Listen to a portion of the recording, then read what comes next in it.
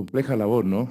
Describir esto de la modernización, sobre todo habiendo sido precedido por destacados opositores y que han narrado de muy buena forma lo que ocurre y lo que seguirá ocurriendo en sus países. Por otro lado, no puedo competir ni con Ignacio, ni con el doctor Abiuso. Por un lado, no traje fotos, no traje una fotografía. Ignacio, sin duda, tú eres mucho más sensible que yo soy más bruto. Y claro, tampoco puedo contar una historia de amor, ¿no? Así es que no sé si me creerían si tuviese un hijo y le pusiera Puno, por ejemplo. Después Punito no estrangula al gato, ¿no? Bueno, pero créanme que agradezco muy sinceramente todas sus atenciones, todos sus cariños. Tengo la suerte de estar viniendo a vuestro país desde el año 2010. El Cinder marcó mi primer viaje a Lima y de ahí, bueno, no he parado de venir.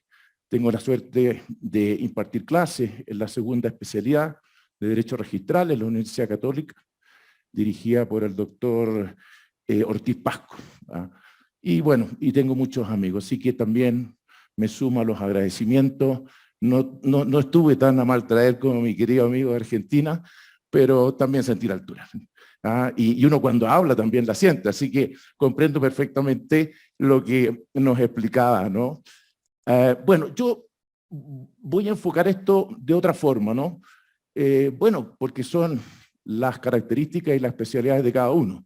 Yo le voy a hablar de derecho. Esa es la verdad de las cosas. Voy a hablar de derecho, voy a hacer un análisis jurídico más que tecnológico de lo que ha sido el desarrollo tecnológico, por decirlo de alguna forma. Más que el desarrollo tecnológico, la modernización. Y aquí se ha reiterado ya hasta el cansancio y de muy buena forma que modernizar no solamente tecnologizar, sino que significa capacitación, en general mejorar la calidad de servicio. Yo les contaba recién a mis dos amigos de España y Argentina que el caso de un conservador en Chile que instaló una cafetería en el conservador, una suerte de Starbucks, ¿no? Bueno, el tipo creyó que de esa forma atiende mejor a sus clientes. O sea, aquí, en la medida que uno intente ser mejor en definitiva y dar un mejor servicio, yo creo que todo es lícito, mientras evidentemente se mantengan los cánones normales, ¿no? Y sobre todo de buena conducta. Bueno, una pequeña introducción, hablar brevemente de mi sistema, porque las cosas siempre hay que contextualizarlas, y contarles brevemente que el sistema registral inmobiliario chileno data de mediados del siglo XIX, específicamente del año 1855, se crea justamente con la codificación civil, se crea en el Código Civil chileno, se dicta luego un reglamento para justamente reglamentar, regular de mejor forma, ¿no? Todo lo que es la implementación, y en definitiva el registro chileno comienza a funcionar a plenitud el 1 de enero de 1859. Es decir, el registro chileno existe desde el 1 de enero de 1859. Y en términos generales, si uno revisa la legislación registral chilena, prácticamente está intacta, incólume, desde esos años. Eso no significa que sea algo bueno o sea algo malo, sinceramente, pero dice bastante, tanto en lo positivo como en lo negativo. Ahora, a lo primero que me gustaría referirme o hacer referencia es a lo que podríamos denominar la simplificación de las formas y de los procedimientos. Yo creo que esto es clave al final del día, sobre todo en este servicio, que es el servicio de registro. ¿Por qué? Porque los sistemas jurídicos, al igual que las sociedades, se encuentran en constante evolución, lo que en los últimos tiempos ha sido incentivado fundamentalmente por la globalización y por la tecnología, y evidentemente y por el COVID. El COVID claramente, podríamos decirlo de forma metafórica, transformó el futuro en presente. Eso no cabe duda de aquello. Pero no solo estamos viviendo una revolución tecnológica aplastante. Si ustedes se fijan, somos objeto de una avalancha, yo diría, aplastante de inmediatez. Hoy día el ser humano, para qué decir los más jóvenes, quieren todo de inmediato. Ahora ya. Nadie está dispuesto a esperar. A nadie le gusta esperar una notaría, a nadie le gusta esperar unos registros. ¿Para qué decir? No te gusta ir a la notaría, no te gusta ir al registro. Eso no cabe de duda. En definitiva, son muchísimos los paradigmas que se han cambiado, empezando por el mundo de los negocios. Porque en definitiva, el servicio notarial y el servicio registral es una herramienta, ¿no? No es un fin en sí mismo, es una herramienta. Entre otras cosas, que justamente ayuda en la generación de los negocios, en la circulación de la riqueza, en la inversión, etc. Y a lo anterior, si nosotros le sumamos, por ejemplo, la gran repercusión en el ámbito jurídico de la contratación en masa, de los planes de viviendas sociales, el aumento de la actividad inmobiliaria y el fomento al emprendimiento, esto no solo ha incidido en la estandarización, por ejemplo, ya no tecnológica, la utilización del documento tipo. La utilización del documento tipo persigue eso, ¿no? Persigue, o persiguió, evidentemente, quizás un poco antiguo, pero digitalmente sigue existiendo el formulario tipo, sigue existiendo el documento tipo. ¿Ah? Claro, el problema es cuando uno se especializa y se transforma en experto en documentos tipo, entonces te cambian el tipo y te cambian el mundo jurídico. Por ejemplo, en Chile, diversa legislación especial desde hace muchísimos años comenzó este procedimiento de simplificación de forma, de simplificación de procedimiento. Típico caso. En general, en Chile, todo lo que dice relación con el tráfico inmobiliario tiene por base la escritura pública. Bueno, por ejemplo, hay diversa legislación especial que simplificó ese trámite. Permitió, por ejemplo, bajo ciertos supuestos y en ciertos casos, el ingreso de instrumentos privados al registro de la propiedad, fundamentalmente vinculado al ámbito de los subsidios habitacionales, en ese mundo, ¿no? Donde sobre todo intervenía el Estado de Chile. Lo mismo sucedió en otras ramas del derecho, y sigue sucediendo y va a seguir sucediendo. Y todo, en definitiva, tienen por común denominador ¿qué? Bueno, la agilización de los trámites y la rebaja de costos. Sí, no nos metamos, de eso se trata en definitiva, agilizar trámites y reducir costos. Voy a dar dos ejemplos, porque claro, es re fácil hablar en general y no dar ejemplos y no señalar casos específicos. Voy a traer a colación dos más o menos recientes. El primero es la ley 20.659 que se publica el año 2013 en el Diario Oficial. Y esta ley es conocida como ley de sociedades en un día o sociedades express. O sea, sociedades que en definitiva se constituyen en 24 horas y no solamente se constituyen, sino que además surgen, se generan con lo que nosotros en Chile le denominamos el RUT, el rol único tributario, es decir, el registro impositivo, en 24 horas. ¿Cómo sucede eso? Bueno, a través de la firma de un formulario electrónico, a través de una firma digital avanzada. Normalmente la persona de la calle no cuenta muchas veces con firma electrónica avanzada y en ese caso no hay ningún problema, le puede pedir al notario que suscriba el documento por él. Por lo tanto, se acaba el problema. Pero evidentemente es un proceso que tiende claramente a la eliminación de la función del notario en lo que es la constitución de sociedades comerciales. Y prescinde dramáticamente, radicalmente, del registro. Porque en definitiva estamos hablando de un registro electrónico, único, gratuito, gratuito, y que está a cargo del Ministerio de Economía, Fomento y Turismo de Chile. Y en paralelo queda subsistente el sistema registral mercantil. O sea, hoy día podemos decir los chilenos que padecemos de bipolaridad registral, porque tenemos por un lado este registro, ¿no? Este registro electrónico, y por otro lado este registro tradicional, que data también de mediados del siglo XIX y que sigue funcionando. Incluso aún más, hace poco se dictó una ley que vino a modificar la ley de sociedades en un día o sociedades express, y entre otras cosas crea un registro electrónico de accionistas, porque hay sociedades que necesitan llevar registro de accionistas, por ejemplo una sociedad anónima cerrada. Las únicas sociedades que no se pueden constituir por esta vía son las abiertas, las sociedades anónimas abiertas, pero cualquier otro tipo societario o incluso una empresa individual de responsabilidad limitada se puede crear por esta vía.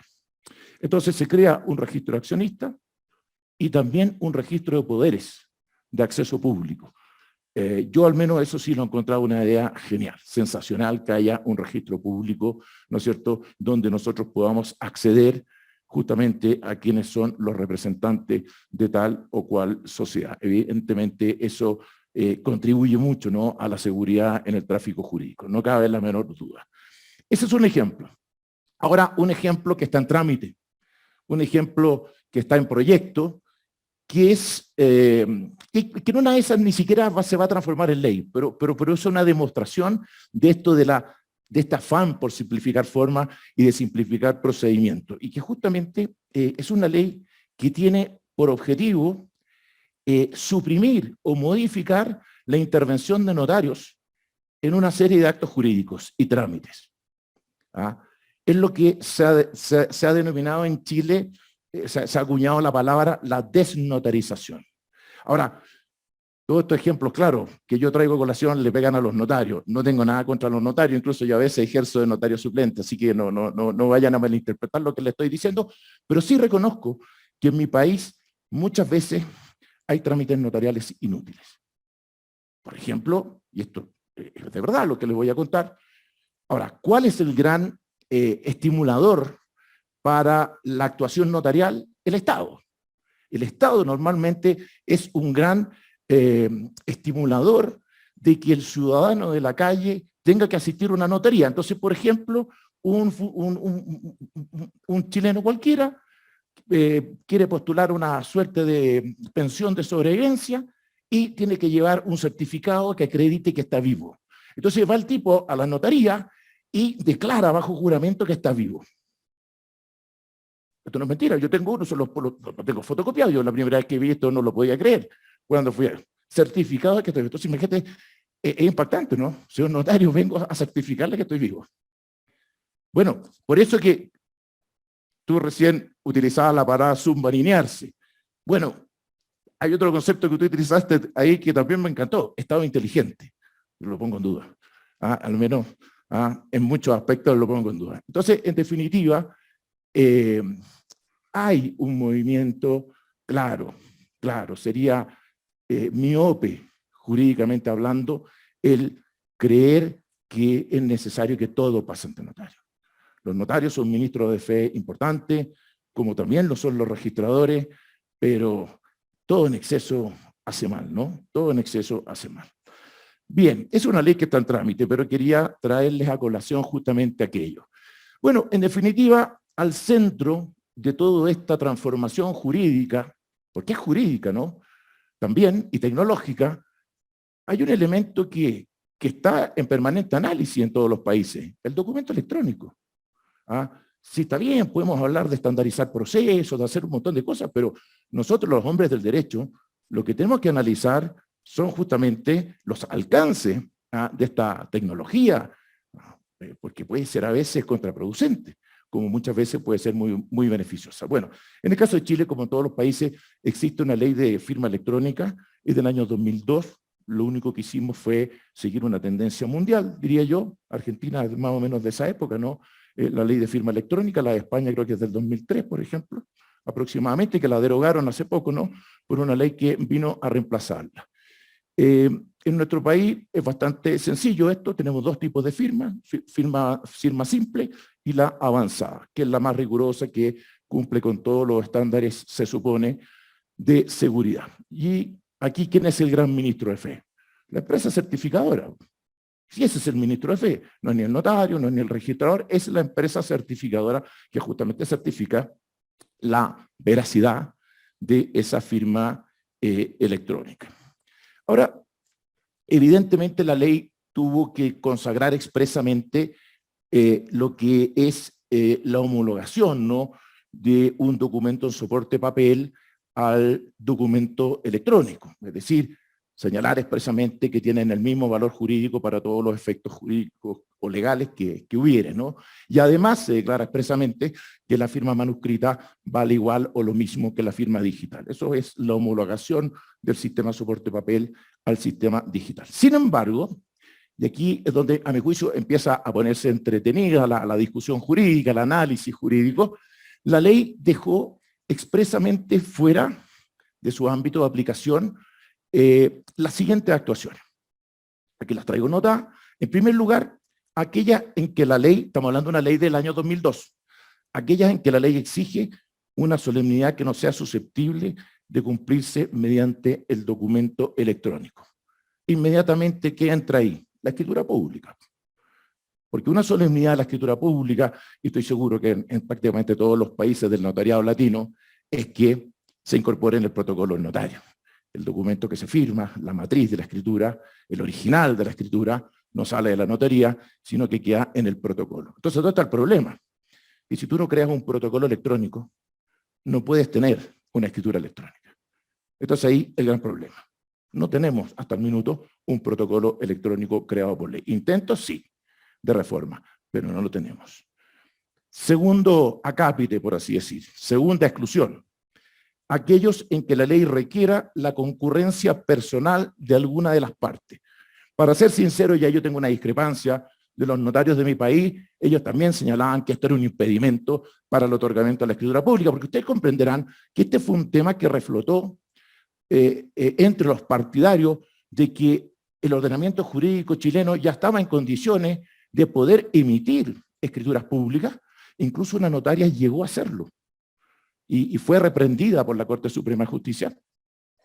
Fue reprendida por la Corte Suprema de Justicia, pero se armó toda una discusión académica, doctrinaria, de los partidarios y los que sosteníamos que no se podía, pero no porque no quisiéramos, para que quede esto muy claro, pero que el ordenamiento jurídico no sentaba las bases. Bueno, a mi juicio, aquí sí que no estaba de acuerdo con los notarios, porque evidentemente algo que no se conocía cuando se dicta la ley de firma electrónica eran las videoconferencias. Por lo tanto, para mí es tan la presencia vía una videoconferencia como la presencia física. Así que para mí ese check, fuera. Y finalmente, finalmente dejó fuera los actos de familia. Pero, ¿cuál es el punto? Que donde el legislador no distingue, no es lícito al intérprete distinguir. En consecuencia, si estamos hablando de actos de familia, no solamente estamos pensando en los actos de familia propiamente tales, sino también aquellos de contenido económico. Y en consecuencia, cualquier acto, por ejemplo, que afecte al régimen económico del matrimonio, es un acto de familia. Por ejemplo, en nuestro sistema legal, uno de los regímenes económicos más típicos es el que se conoce como la sociedad conyugal. Y ahí es el que administra, es el marido, pero requiere autorización de su mujer. Requiere autorización. No sé, al final en Chile pasa lo mismo. La mujer manda, evidentemente, no, si eso es cierto. Por eso me gusta venir a estos congresos, porque a mí, en mi casa no me escuchan. En cambio, ustedes están obligados a escucharme, ¿no? Que le digo a mis alumnos, ustedes están obligados a escucharme. Y no tengo ni perros siquiera, entonces no, nada. Así que bueno, ¿qué le vamos a hacer? Entonces, típico acto de familia, concurre el marido vendiendo, pero la mujer tiene que concurrir a la escritura pública autorizando la venta. Eso es un acto de familia, en definitiva, fuera. En consecuencia, si hacemos luego el barrido de todo esto que yo he contado, ¿a qué conclusión llegamos? Que en general el ámbito de acción de la firma electrónica, al menos en lo que es el otorgamiento de instrumentos, de documentos, queda sumamente reducida, prácticamente a documentos que de partida deben constar en instrumento privado. Por ejemplo, ¿cuál? Que se utiliza mucho en el tráfico inmobiliario chileno, el contrato de promesa. Y esto va a ser importante lo que les voy a contar ahora para algo que voy a decir más adelante. Una operación típica inmobiliaria chilena se las puedo describir de la siguiente forma. Una típica, obviamente, muchas salen de esta generalidad, pero normalmente cuando hay un corredor de propiedades, porque le vamos a poner todos los ingredientes, ¿no? Con corredor de propiedad, con crédito hipotecario, etcétera, con todo, ¿no? Entonces, normalmente, ¿qué sucede en Chile? Te muestran la casa, el departamento, lo que sea, te gusta, y firmas un cierre de negocio. Lo firmas ante el corredor de propiedades, donde, en definitiva, el vendedor le acepta la oferta al comprador. Y ahí uno deja normalmente algún documento, un cheque, lo que sea, en señal de seriedad, por así decir, de este acuerdo. Incluso eso me hace recordar una institución jurídica muy antigua, que son las arras. Ese es un típico caso de arras, a mi juicio, ¿no? Bueno, es un típico caso de arras. Y luego viene, a mi juicio, el documento más importante de todo este negocio, que es la promesa de compra-venta. ¿Por qué? Porque, y esto se me olvidó decirles a usted, estoy pensando, por ejemplo, en un inmueble que ni siquiera ha sido recibido municipalmente, o sea, quizás está en etapa de construcción. Entonces, claro, en Chile, mientras la edificación, sea cual sea esta, no está recepcionada conforme, en este caso por la Dirección de Obras Municipales, no hay ninguna posibilidad de venderla. ¿Ok? Entonces, por eso que en definitiva se celebra este contrato de promesa. Ahora, ¿qué es muy común en la práctica chilena? Que contra ese contrato de promesa se adelantan pagos. Se adelantan pagos. ¿Y por qué se adelantan pagos? Primero, porque tú obtienes un mejor precio.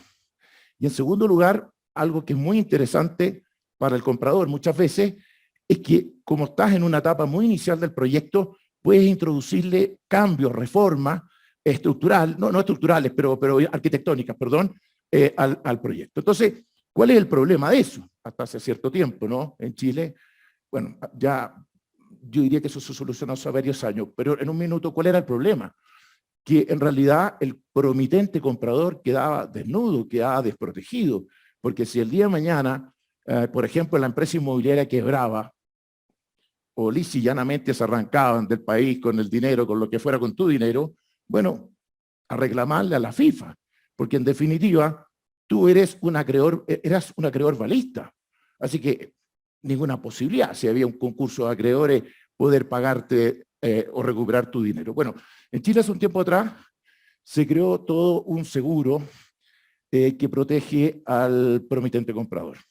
Es decir, en Chile la inmobiliaria por ley está obligada a emitir una boleta bancaria, bueno, no emitir, solicitarle al banco que emita una boleta bancaria de garantía, o bien un seguro que se creó, que justamente, valga la redundancia, asegura este precio o parte del precio que se ha pagado por adelantado.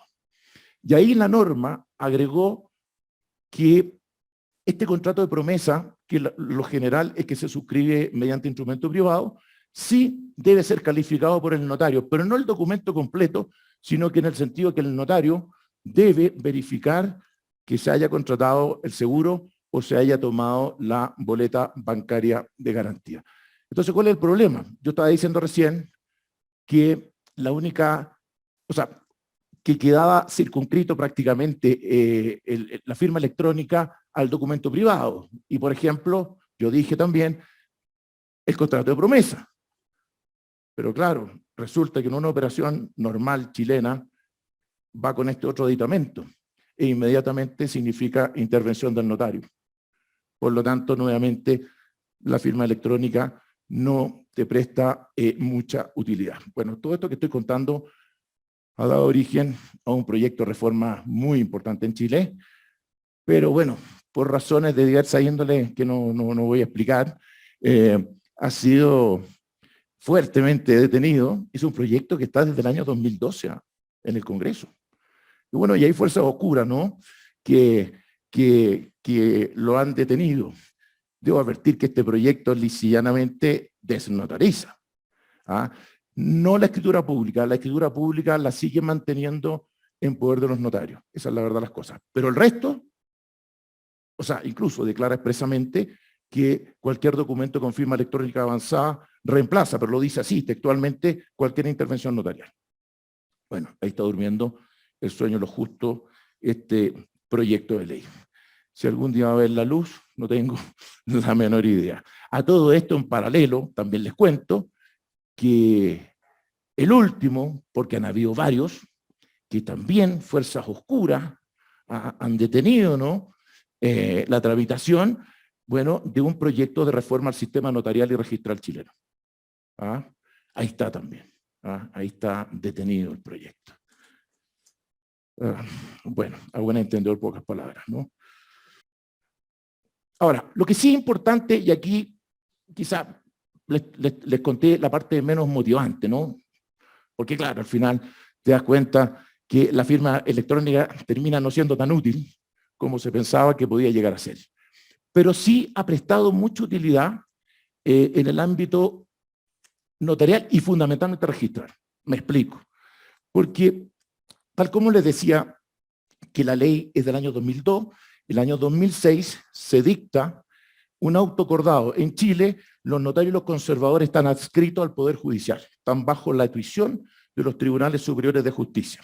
No es como en otros países que están, por ejemplo, adscritos al Poder Ejecutivo. Bueno, en Chile es al Poder Judicial. Y un acto típicamente normativo de la Corte Suprema es el auto acordado. Es una reglamentación que dicta la Corte, y justamente la dicta el año 2006, donde autoriza expresamente a los notarios a utilizar definitivamente, y a los registradores y a todos los ministros de fe, que son auxiliares de la Administración de Justicia en Chile, firma electrónica avanzada. ¿De qué van a decir ustedes? Bueno, en primer lugar, de los documentos privados que se otorgan en notaría, porque ahí no hay problema, ahí está actuando el notario, es el notario el que está autorizando el documento mediante firma electrónica. Y en segundo lugar, que esto fue muy útil, las copias autorizadas de las escrituras públicas. Y eso sí marcó un antes y un después, imagínense, el año 2006, en todo lo que fue el tráfico inmobiliario. Es decir, se pudo enviar definitivamente al registrador, al conservador de bienes raíces, la copia autorizada de la escritura pública de compraventa, y ellos en definitiva no tenían ningún inconveniente, evidentemente porque estaban obligados a hacerlo, a recibirla, calificarla e inscribirla si así era pertinente, ¿no? Y eso sí, efectivamente, fue, diría yo, de los hitos más importantes, ¿no? Que hubo en los últimos tiempos. Y como les digo, estoy hablando del año 2006. 2006. Por eso que en Chile no es muy entretenido lo que les puedo contar respecto de lo que pasó con el COVID. Porque la verdad que los notarios y los conservadores estaban absolutamente preparados para seguir haciendo lo que estaban haciendo. No es que se hayan puesto a hacer algo nuevo, sino que venían haciendo, bueno, utilizando toda la tecnología que estaba a su servicio, con estas limitaciones que yo acabo de señalar. Bueno, y aquí recientemente sí una novedad reciente. Se dictó una ley a fines del año pasado, y que entró a regir hace poco porque tuvo un periodo de vacancia legal, donde se crea por primera vez, sí, una escritura pública electrónica en Chile. Curiosamente, para un caso específico, no para la generalidad de los casos, que es la escritura pública de remate en juicio, en una subasta pública. O sea, pensemos en una ejecución judicial. Se autoriza por primera vez entonces por ley el otorgamiento de una escritura pública que es firmada por el juez en representación del rematado, del ejecutado, la tiene que firmar el rematante, el adquirente, el comprador, y también, si no tiene firma electrónica avanzada, puede firmar el notario a su ruego, y se crea el protocolo y el repertorio electrónico. Ahora, a mí me llama la atención lo corto de alcance, ¿no?, de esta ley. Bueno, yo creo que, y vuelvo a insistir, yo tengo una teoría que esto se está dejando, el tema de la escritura pública, para la discusión de la gran reforma al sistema notarial y registral. O sea, ya no verlo, hay que ser francamente miope, ciego, visto, no sé, no tengo la menor idea, pero no hay otra explicación. Ahora, ¿cuándo va a suceder aquello? No tengo una bola de cristal, así que no puedo anticipar lo que sucederá en ese sentido. Ahora, en definitiva, todo lo que estoy intentando transmitirles desde el punto de vista del análisis jurídico es la tensión, en definitiva, que se produce entre seguridad jurídica y nuevas tecnologías. Por ejemplo, ayer Ignacio decía, el público quiere mayor seguridad jurídica. Yo he llegado al convencimiento contrario hoy día. Claro, quieren seguridad jurídica cuando tienen un problema. Ahí sí, ojalá tener el documento más seguro del mundo y la mejor prueba, ¿no?, para vencer en juicio. Pero estoy hablando del comportamiento del hombre normal, del ciudadano que hace operaciones de todo tipo, todos los días, que operaciones bancarias, registrales, notariales, etcétera, etcétera. Y si ustedes se dan cuenta, o yo he llegado a la conclusión, no sé si ustedes se dan cuenta, pero yo he llegado a la conclusión, y tengo aquí algunos datos estadísticos que demuestran lo que estoy diciendo, la verdad, que privilegian eso, la inmediatez, la agilidad. Es decir, si estuviéramos hablando de teoría económica, es un problema de oferta y demanda. Dicho de otra forma, ¿qué tanta seguridad estoy dispuesto yo a sacrificar en pos de esta inmediatez, de esta agilidad? Esa es la pregunta. Ese es el análisis económico, ¿no?, que hay que hacer, en definitiva, desde el punto de vista de las políticas públicas. El legislador el día de mañana lo va a tener que hacer, porque el legislador, si se pone muy tecnológico, por decirlo de alguna forma, claramente va a estar sacrificando seguridad jurídica. Eso no les quepa duda. Lo otro es mentirse a sí mismo. No es una ecuación perfecta, tecnología y seguridad jurídica. Eso es una mentira. Hay una tensión entre ambas situaciones. Se hizo una encuesta justamente en pleno periodo de pandemia. Se entrevistaron a 58.649 personas. Creo que una muestra buena, ¿no?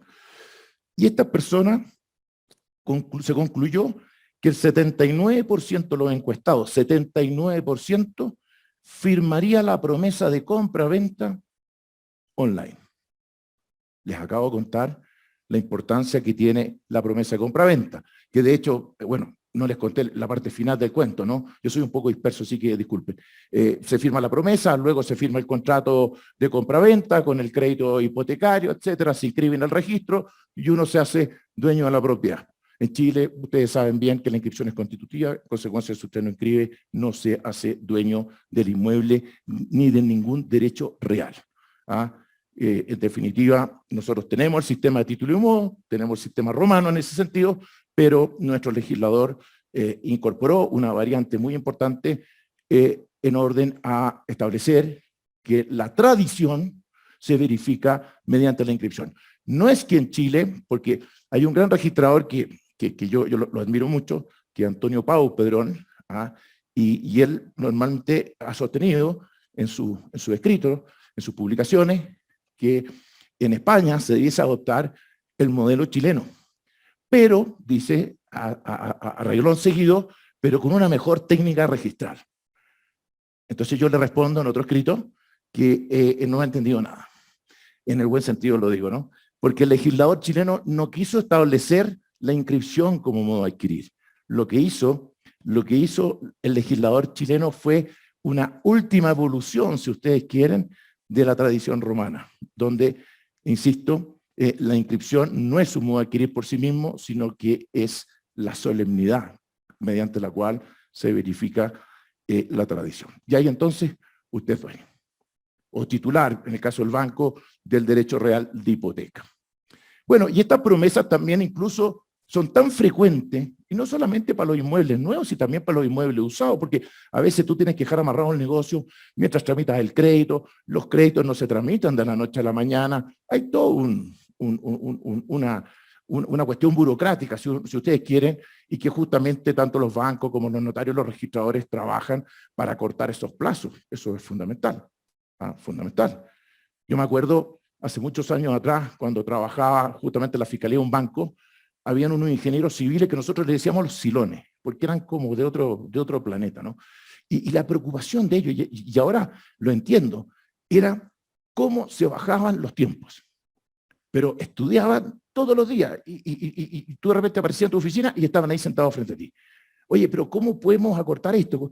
Bueno, el tiempo parece que les dio la razón, ¿no? El mundo caminaba hacia allá, y claro, y nosotros los abogados nos echábamos para atrás, mira, es que tú no entiendes, porque la seguridad jurídica, entonces esto es algo que después lo vas a comprender. Pamplina. Al menos para el ciudadano en la calle, Pamplina. Ahora yo no estoy diciendo, por favor, que sacrifiquemos la seguridad jurídica, después no vayan a decir, este tipo que vino de Chile nos vino a predicar la inseguridad jurídica. No he querido señalar eso. Entonces, vuelvo a mi estadística. 79%. A firmar entonces el contrato de promesa. Fíjense que el contrato de promesa se regula todo el negocio futuro. Y un negocio que es muy futuro, a veces puede firmarse la escritura de compraventa 2 años después. De hecho, en Chile se habla de comprar en verde o comprar en blanco. ¿Por qué comprar en verde? Porque a veces tú compras cuando está el hoyo recién del edificio. Es como el fruto que está en verde, todavía no ha madurado. Y también se habla de comprar en blanco, cuando tú compras en base al plano. En base a un plano. Ni siquiera está hecho el hoyo. Todavía no ha entrado ni la retroexcavadora, nada al terreno. ¿Se fijan? O sea, perfectamente puede pasar 2 años. Entonces es un documento muy importante. Bueno, el 79% de las personas está dispuesta a firmarlas online. Y aquí viene al menos lo que más me impactó a mí. Porque claro, en el segmento de 35, 39 años, un 83,6%. 83,6%. Pero aquí viene lo increíble. 55 años o más, 68%. 55 años más, 68%. A mí me impactó. Y ahí justamente me di cuenta que la gente a veces no valora tanto la seguridad jurídica, sino que valora más otras cosas, ¿no? O sea, ahí terminé de convencerme. Tenía la intuición, pero a mí esta estadística, y bueno, y hay otras estadísticas también que ratifican y confirman todo lo que estoy señalando. Ahora, sí, no cabe duda, y todos los expositores lo han dicho en forma muy clara, la tecnología tiene falencia, ese es el problema, tiene falencia, y a veces falencia grave. ¿Cuántos casos hemos conocido en nuestros países de fraude tecnológico? Miles, son muchísimos. De hecho, yo supe el caso, y lo conocí prácticamente en primera persona, de una notaria también que implementó un sistema muy caro, muy sofisticado, y que incluso tenía ciertos factores de verificación que eran muy modernos, incluso con la cara, y le vulneraron el sistema con una máscara. O sea, con una máscara de la persona que se suponía que debía ser, con una máscara. Bueno, está todo esto, los que más saben de tecnología, los famosos deepfake. O sea, la verdad que a mí también a veces me aterroriza un poco el tema de la tecnología así aplicada en forma absolutamente descontrolada. Y lo otro también, el tema de la protección de datos. La protección de datos también es algo que en todo lo que es más bien tecnológico, a veces suele también ponerse en riesgo, en tela de juicio. En Europa son muy duros con eso. Nosotros quizás en nuestros países somos un poco más relajados, ¿no? Por ejemplo, el antiguo reglamento del Registro de Comercio de Bienes Raíces de Chile tiene una norma que expresamente dice que cualquiera puede consultar los registros públicos, así, cualquiera, y que el conservador está obligado a certificar lo que consta o no consta en el registro. Y ahí está la norma, ya está vigente. Y hasta el minuto nadie la ha impugnado, en tribunales ni en ninguna otra parte. ¿Cuáles son las conclusiones? Y finalmente voy a hacer una breve referencia al tema de los conservadores, pero algunas conclusiones. La primera conclusión a la cual yo he arribado luego de meditar sobre este tema de lo que es la tensión entre las nuevas tecnologías y la seguridad jurídica es que claramente la simplificación de formas y de procedimientos no puede tratarse, evidentemente, como un mero asunto numérico o cuantitativo que solamente la podemos circunscribir o limitar a una cuestión de tiempo y costo. Claramente, eso no puede ser, no puede ser. En segundo término, no me voy a extender respecto de ello. Modernizar no significa informatizar. En tercer lugar, y esto sí es evidente, se hace difícil contener esta avalancha tecnológica que actualmente enfrenta el mundo, y lo más importante, el cambio cultural que se viene experimentando en este sentido, muy especialmente por aquellas generaciones más jóvenes, las que son digitales.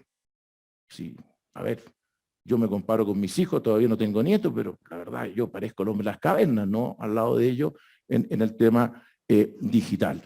En definitiva, lo que quiero señalar es que esta tensión entre tecnología y seguridad jurídica va a estar siempre presente. Siempre va a estar presente. Porque, bueno, la seguridad jurídica, en definitiva, es el valor supremo del derecho. Y no solamente el valor supremo, es el único valor jurídico.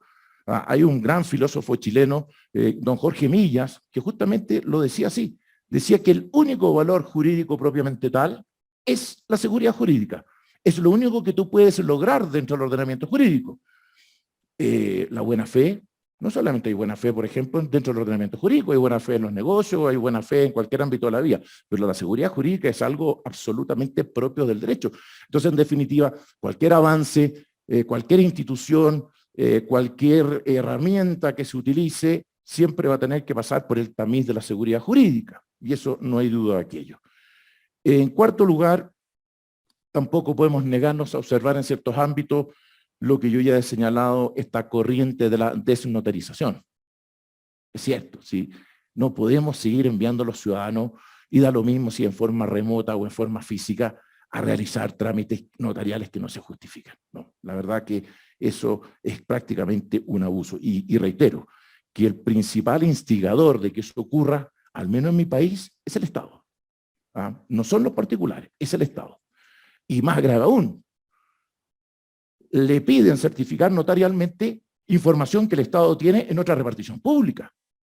O sea, hoy día que está tan de moda esto del abuso, ¿no? De las conductas abusivas, ¿ah? Y donde el personaje central de la sociedad actual es la víctima. ¿Se ha fijado eso? Hoy día la víctima la lleva, ¿no? Es el gran actor social, la víctima. Pero si se trata de abuso, en mi país al menos, el principal abusador es el Estado. Y esto es un síntoma inequívoco de abuso. O sea, no puedo mandar yo un funcionario a una notaría a que pague más encima por una información que yo tengo. Es impresentable. De verdad que es impresentable. Debiera darnos vergüenza.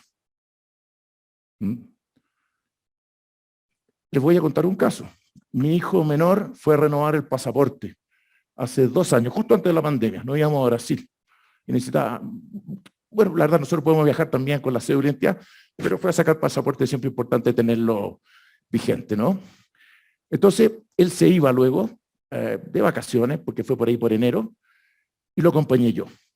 Entonces, se sacó la foto, qué sé yo, pagó, que es bastante caro el pasaporte, entre paréntesis, y le explica a la funcionaria pública de que él no va a poder ir y quiere dejar en este acto autorizado a su padre, para que su padre, que estaba yo ahí presente, de cuerpo presente, le retire el pasaporte. ¿Cuál creen ustedes que fue la respuesta? Estaba mi hijo presente y estaba yo presente. Y en el registro civil, por lo tanto, no teníamos posibilidad de engañar respecto a la identidad, ¿no?, al funcionario. Si alguien tenía claro quién éramos nosotros, era ese funcionario público, ¿no? ¿Pero qué creen que respondió? No, por ningún motivo. Necesita un poder notarial. Un poder notarial. Y yo le digo, oiga, ¿y usted aquí en el registro civil tienen un convenio con los notarios?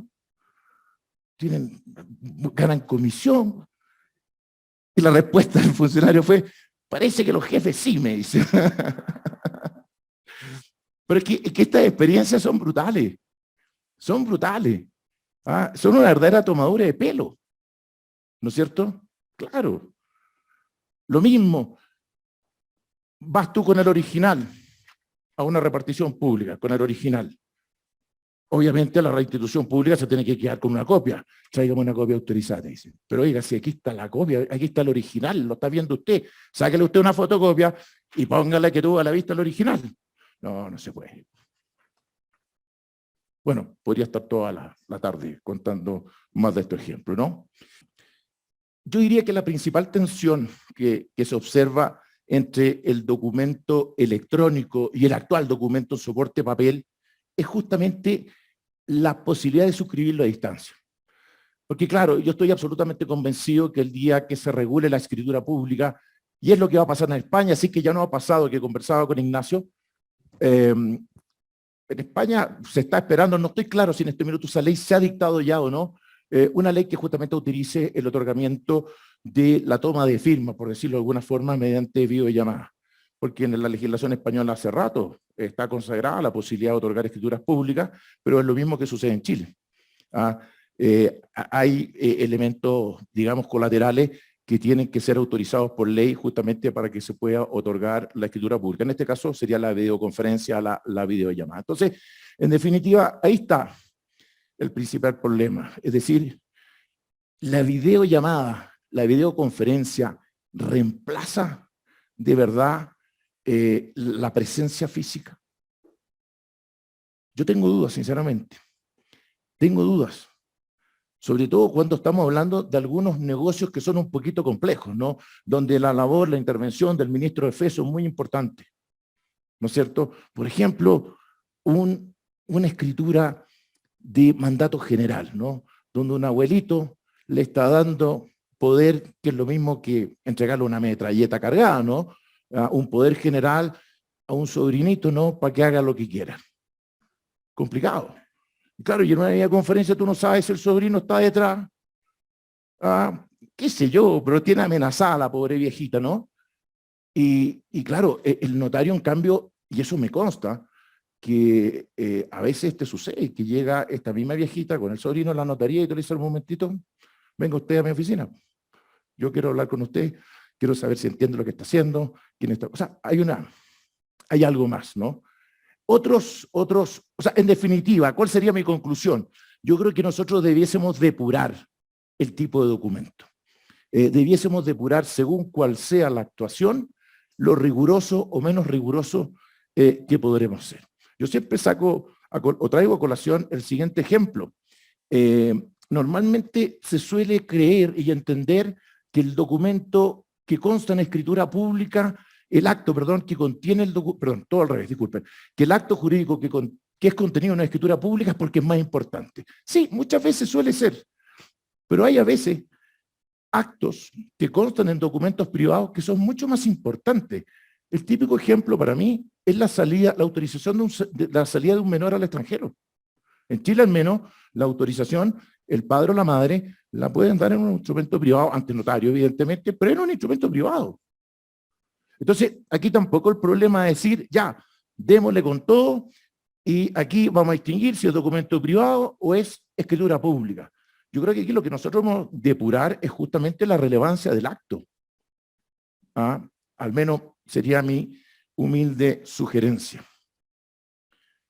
Otro aspecto que también plantea la suscripción de un documento a distancia, y esto me parece que entra a complicar al gremio notarial, es la competencia territorial. No sé si eso ustedes lo habían pensado. Porque el día de mañana podemos tener una suerte de notarios transfronterizos. Porque claro, yo puedo estar conectado desde Alemania realizando el acto jurídico, ¿no? Con un notario en Chile, con un notario en Perú. Incluso desde un punto de vista del negocio notarial, y lo digo en el buen sentido de la palabra, podría producirse una concentración muy importante de negocios notariales en una misma notaría, es decir, una suerte de mega notaría. Entonces, son temas que hay que irlos viendo y hay que irlos discutiendo, como es justamente el de la competencia territorial, porque efectivamente la suscripción de un documento a distancia anula la competencia territorial de un notario. Bueno, y finalmente quiero dos palabras, porque bueno, este es un congreso de derecho registral y ha hablado mucho del documento electrónico, que más bien afecta al notario. ¿Qué fue sucediendo paulatinamente en Chile? Insisto, esto no es un problema de antes o después del COVID. ¿Qué fue sucediendo? Dicho sea de paso, ustedes saben que en Chile los conservadores de bienes raíces funcionan igual que una notaría, en el sentido que son una suerte de empresa privada donde sus funcionarios están vinculados no por el estatuto administrativo, sino que están vinculados por el Código del Trabajo. Es decir, no obstante que son auxiliares de la Administración de Justicia, son ministros de fe, en definitiva son funcionarios privados. Es lo mismo que sucede en España y que también sucede en Brasil, por ejemplo. ¿No? En este minuto no retengo otros casos, ¿no? Parecidos, ¿no? Pero al menos Brasil, España y Chile son bastante similares.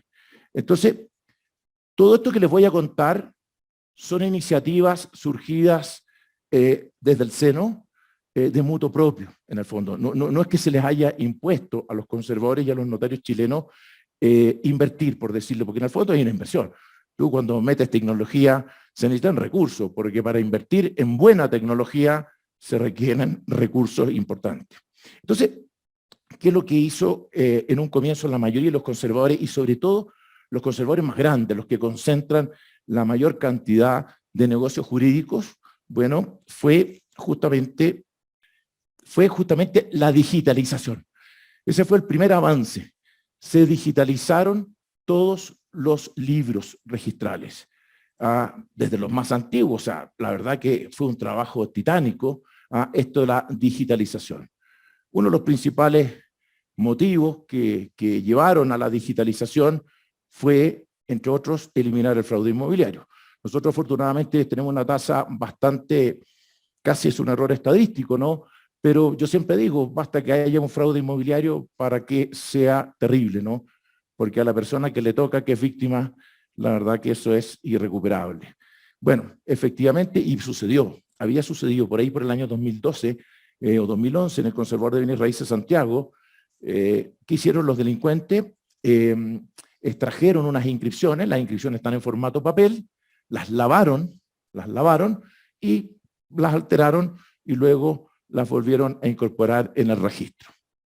Bueno, hoy día es imposible que tú concurras a cualquier conservador de bienes raíces, sobre todo los más grandes, y te pasen el libro como se hacía antiguamente. Antiguamente te pasaban un libro que era de este porte, ¿no? Y de repente tú tenías que pedir 3, 4 tomos y llegaba un tipo con una carretilla, literalmente, con los libros, ¿no? Hoy día todo, hay unas pantallas, digamos, donde se consulta. Eso desde hace muchísimo tiempo. También comentaba que eso lo hacen también los conservadores a propósito del fraude. Digitalizan también el título. ¿Ah? Pero la ley no los obliga, de hecho más, la ley les dice todo lo contrario. Si en el único caso en que el conservador de bienes raíces debe guardar el documento, debe guardar el título, es en aquellos casos en que no se guarde en otra oficina pública. Y en general las escrituras públicas, no en general, todas las escrituras públicas se guardan en la notaría y después de algunos años van a parar al archivo judicial. Pero, ¿por qué las digitalizan hoy día los conservadores?